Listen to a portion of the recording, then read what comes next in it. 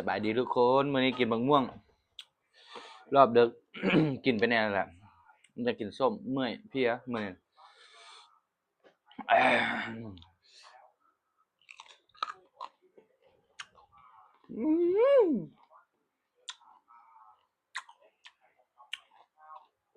คักบางคนก็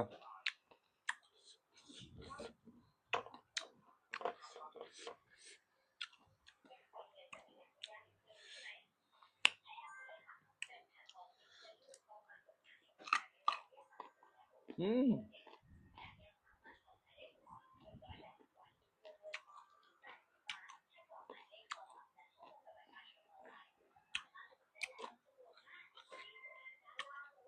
อ่า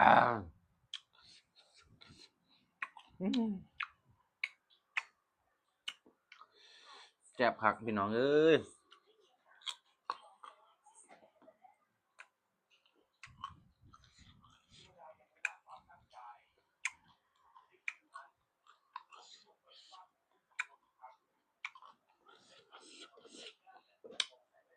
อ่าคำสุดท้ายเด้อบ่ไหวแล้วส้มแห้ง